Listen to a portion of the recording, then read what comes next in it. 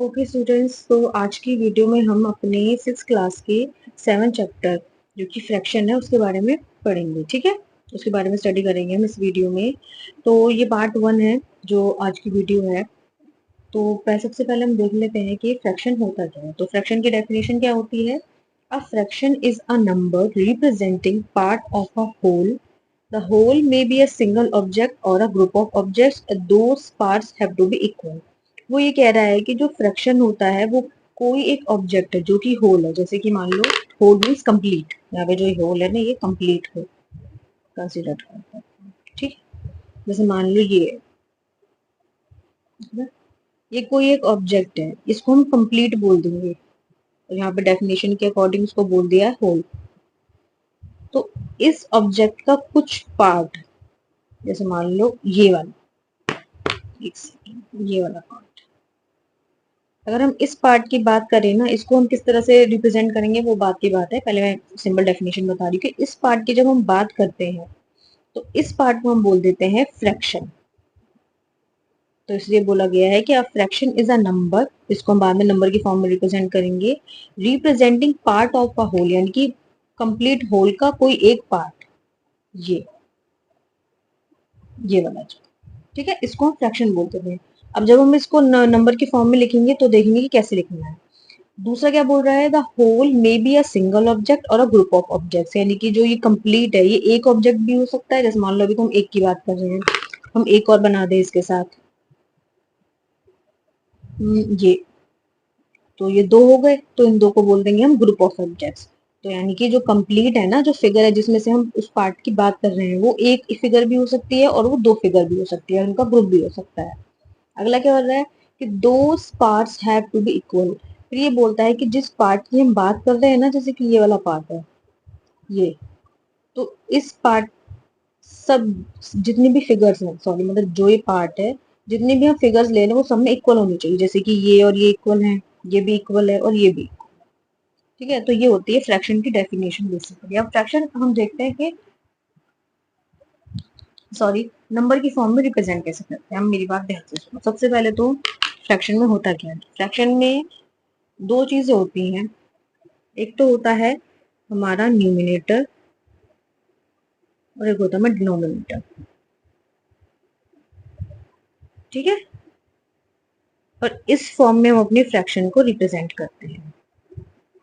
अब कैसे रिप्रेजेंट करते हैं कि फ्रैक्शन लिखते हैं कैसे? अब इसी का एग्जांपल ले लेते हैं। मान लो मेरे पास एक बॉक्स है, ये अपने आप में कंप्लीट है, ये अपने आप में कंप्लीट है, या इसको कह सकते हैं ये अपने आप में होल है, अगर हम फिगर की बात करने जाए।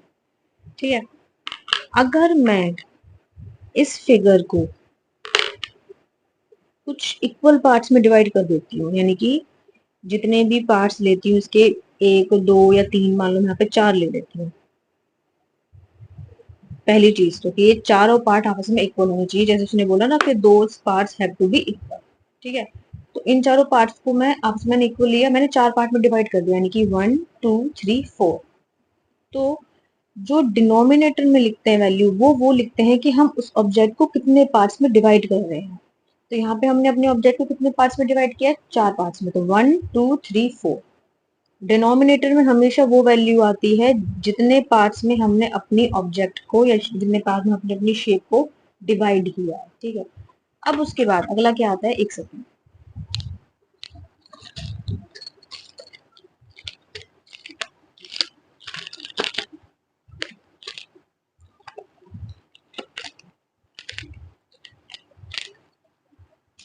चलो पेंसिल लेंगे, इसी से काम कर लेते हैं।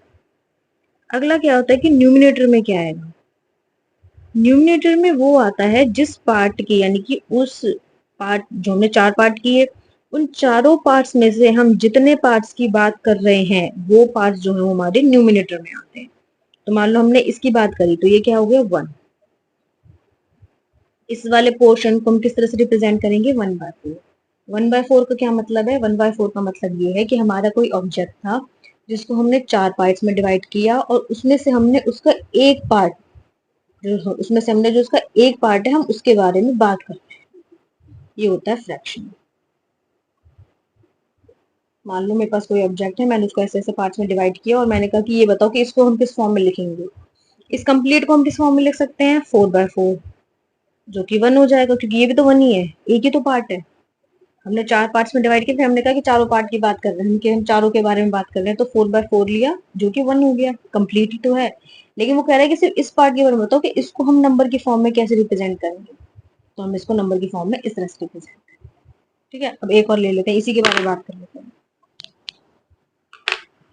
कैसे कि मैंने दोबारा यही फिगर ली अपनी, इस फिगर को मैं अब वही 4 इक्वल पार्ट्स में डिवाइड कर लेती हूँ। अब मैं क्या करती हूँ, अब मैं 2 शेडेड पार्ट कर लेती हूँ। एक शेडेड पार्ट ये हो गया और एक शेडेड पार्ट मेरा ये हो गया। अब वो ये कह रहा है कि ये जो 2 शेडेड पार्ट लिए हैं ना हमने, अब इसको फ्रैक्शन फॉर्म में लिखो। तो अगेन वही फ्रैक्शन फॉर्म में कैसे लिखते हैं, डिनोमिनेटर में क्या आएगा, जितने पार्ट्स में हमने अपनी फिगर को डिवाइड किया, तो कितने में डिवाइड किया था, 1 2 3 4। और न्यूमिनेटर में क्या होता है कि जिनकी हम बात कर रहे हैं, यानी कि हम इन दो की बात कर रहे हैं, जो कि आएगा 2/4।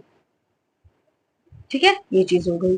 अगर हम इसी तरह से और लें, कि मैं इस फिगर को दोबारा बना लेता हूँ। ठीक है, और अब मैं दोबारा इन तीनों को, वो कह रहा है कि भाई इसके बारे में बताओ ये क्या है, ये बताओ इसको किस फॉर्म में लिखेंगे, ये शेडेड पोर्शन है इसको किस फॉर्म में लिखेंगे। तो हमें पता है शेडेड पोर्शन किस फॉर्म में लिखते हैं भाई, डिनोमिनेटर में क्या आएगा, जितने पार्ट्स में डिवाइड किया, कितने पार्ट्स में डिवाइड किया, 4।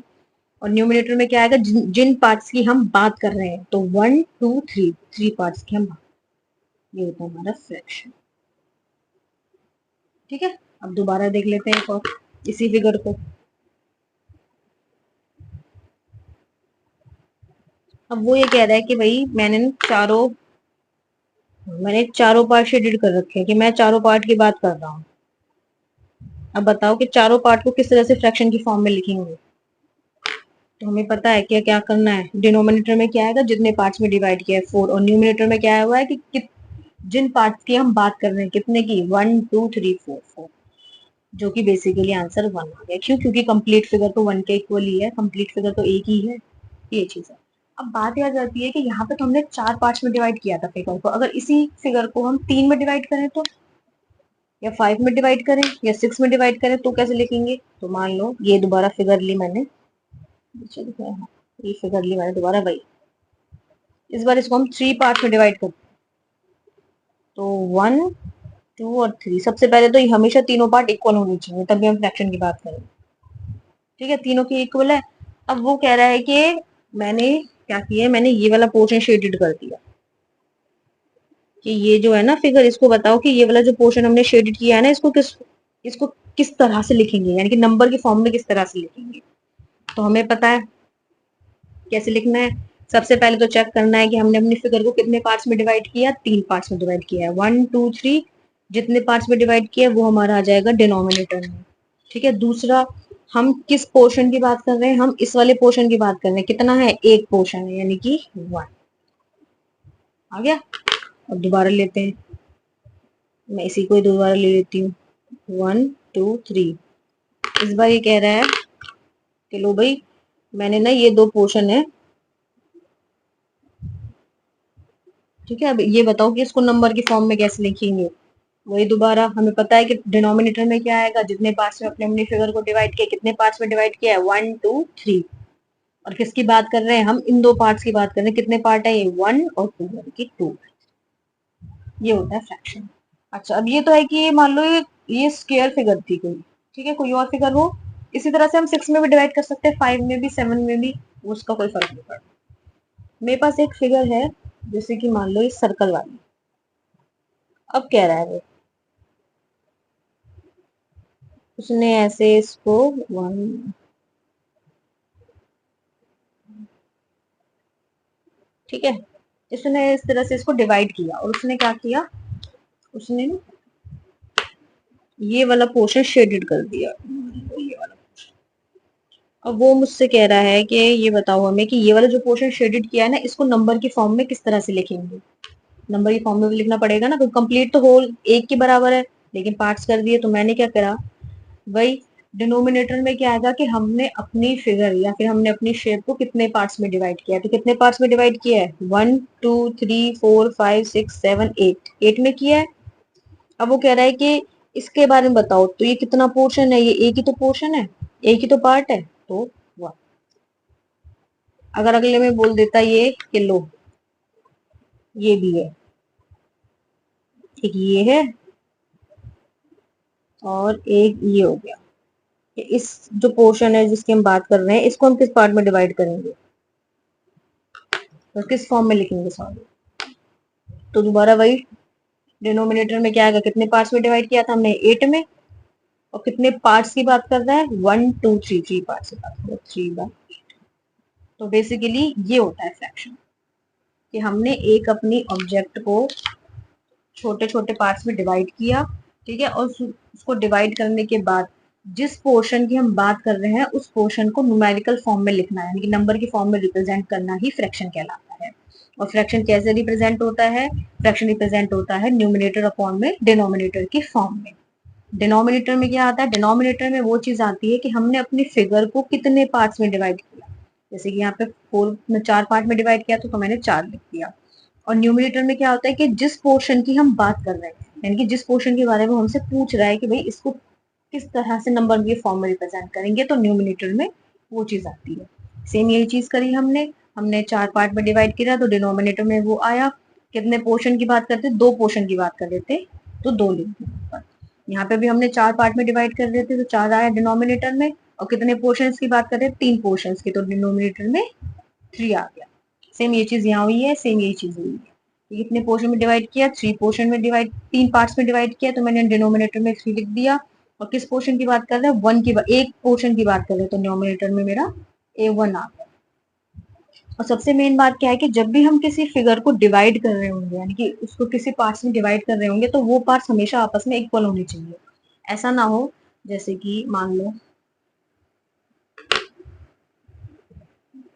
कि मैं कुछ इस तरह से बना दूं, ये गलत हो जाएगा, ये इसका फिर कुछ और तरीका। ये इस तरह से पोर्शन है, ये हमेशा हमारे इक्वल होने चाहिए। ये इस तरह तो जा सकता है, बट वो जो पहला बनाया तो वो नहीं जाएगा। वो यही पोर्शन ठीक है कि हमने जितने भी पोर्शन में उनको डिवाइड किया है वो हमेशा आपस में इक्वल होने चाहिए। ठीक है, अब बात आती है कि अब हम इसको रीड कैसे करेंगे। भाई मान लो फ्रैक्शन गिवन है तो हम इसको रीड कैसे करें। मान लो मेरे पास एक फ्रैक्शन दी है, बस एक फ्रैक्शन है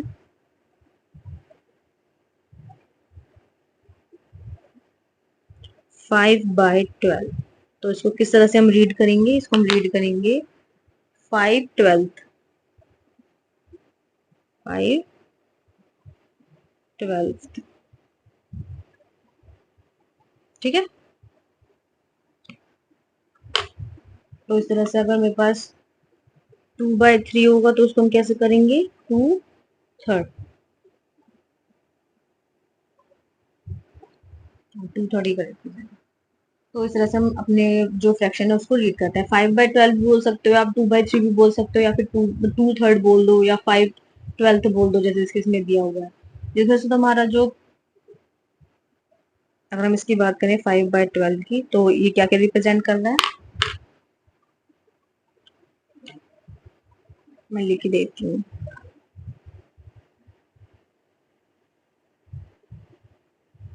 twelve stands for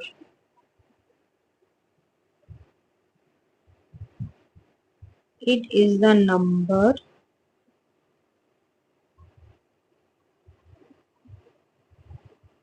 of equal parts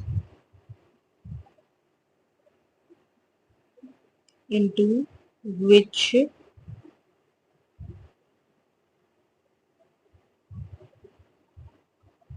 the whole parts the whole sorry the whole has been divided। ठीक है, ये बोल रहा है कि जिसमें से जो 12 में क्या शो कर रहा है कि हमने अपने होल कंप्लीट को कितने पार्ट्स में डिवाइड किया है, 12 हमारा वो चीज हमें प्रेजेंट कर रहे हैं। और हम यहाँ पर here 12 is called the denominator.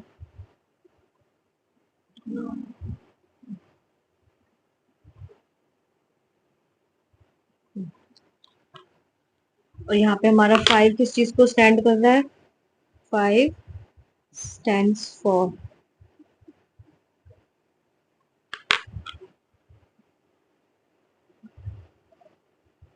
it is the number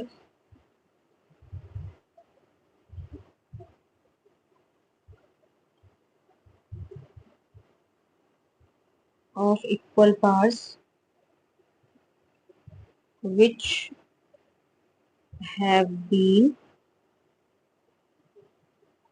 taken out. Here 5 is called the numerator. ठीक है, 12 बता दिए कि 12 वो चीज है जितने पार्ट्स में हमने डिवाइड किया है, और 5 बता दिए कि हमने उतने पार्ट्स को बाहर निकाला है। मैं इस चीज को थोड़ा डायग्राम थ्रू समझा देती हूँ कैसे। जैसे कि सर्कल कर लूँ या स्क्वायर कर, चलो स्क्वायर कर लूँ।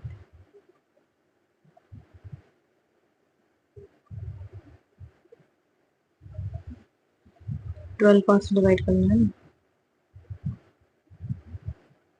1 2 3 4 5, 1 2 3 4 5, और ये 6 12। ठीक है, मैंने कंप्लीट थी मेरी फिगर, उसको मैंने 12 पार्ट्स में डिवाइड कर दिया। 1 2 3 4 5 6 7 8 9 10 11 12। अब इसमें से मैं क्या करूं कि इसमें से मैं 5 जो है 5 बाहर निकाल लेती हूँ। जैसे 1 2 3 4 5, या ये निकालो, या 1 2 3 4 5 ये चीज निकालो, वो हमारे ऊपर डिपेंड करती है कि 1 2 3 4 5 इस पोर्शन को बाहर निकाल लो, या फिर 1 2 3 4 5 इसको बाहर निकाल लो, ये हमारे ऊपर डिपेंड करेगा। तो मैं क्या करती हूँ, ऐसा करती हूँ। ये था फिगर।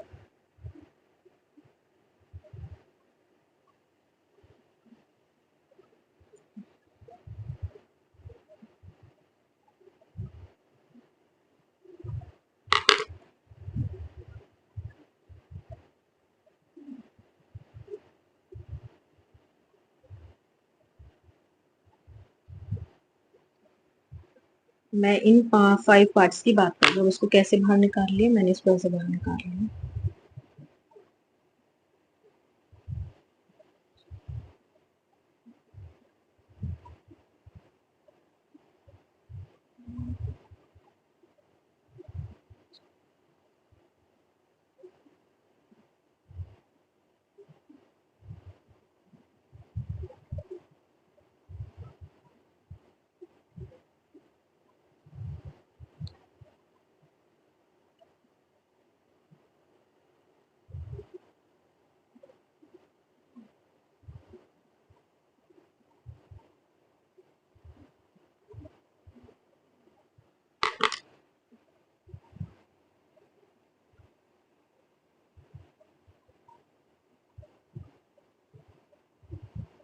ठीक है, ये चीज मैंने ऐसे करी कि मैंने क्या किया, पहले होल को मैंने 12 पार्ट्स में डिवाइड किया है।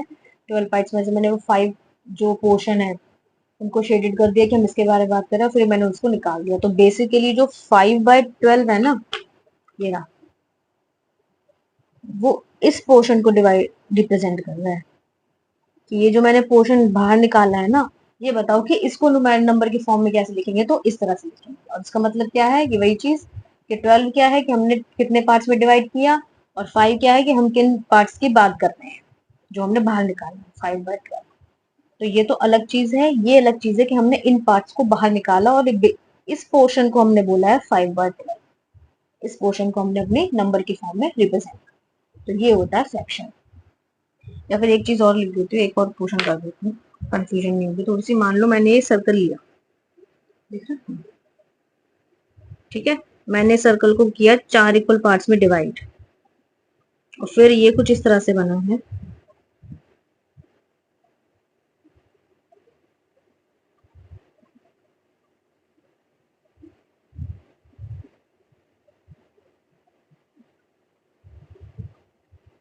ठीक है, मैं कह रही हूँ कि मुझे इस वाले पार्ट के बारे में बात करनी है। तो ये वाला पार्ट ये रहा। अब इस पार्ट को मैं बाहर निकाल लेती हूँ।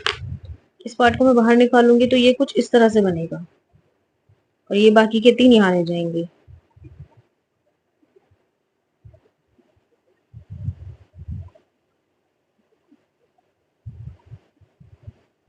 अब हम इस पार्ट की बात कर लेते हैं। तो इस पार्ट को हम किस तरह से वो कह रहा है कि ये जो सॉरी मैं तो नहीं गया। हाँ, क्या किया था मैंने, पहले एक सर्कल को 4 पार्ट्स में डिवाइड किया, फिर मैंने कहा कि इस पोर्शन के बारे में बात कर रहे हैं। ये कुछ इस तरह से दिखा, जब पार्ट्स में डिवाइड कर दिया मैंने इस वाले पोर्शन को बाहर निकाल लिया। अब बेसिकली फ्रैक्शन यही चीज है कि ये बताओ कि ये जो पोर्शन मैंने बाहर निकाला है ना, कि इसको किस फॉर्म में लिखेंगे। ठीक है, इसको किस फॉर्म में लिखेंगे। तो अभी हमने पता है कि हम कैसे लिख सकते हैं कि हमने पहले होल को कितने पार्ट्स में डिवाइड किया, ये चीज आएगी न्यूमिनेटर के अंदर, सॉरी डिनोमिनेटर के अंदर। वो क्या आ गया 4। अब वो कह रहा है कि ये पोर्शन बताओ, तो ये कितने पोर्शन है उस 4 में से एक पोर्शन है, तो ऊपर आएगा 1। तो इस वाले पोर्शन को मैं 1/4 की फॉर्म में रिप्रेजेंट करूँ। ये चीज होती है फ्रैक्शन, यानी कि हमारी कोई भी ऑब्जेक्ट है, कोई भी होल पार्ट का हिस्सा, किसी भी पूरी इमेज का हिस्सा, हिंदी में उसको ऐसे बोलते हैं। ये चीज फ्रैक्शन है।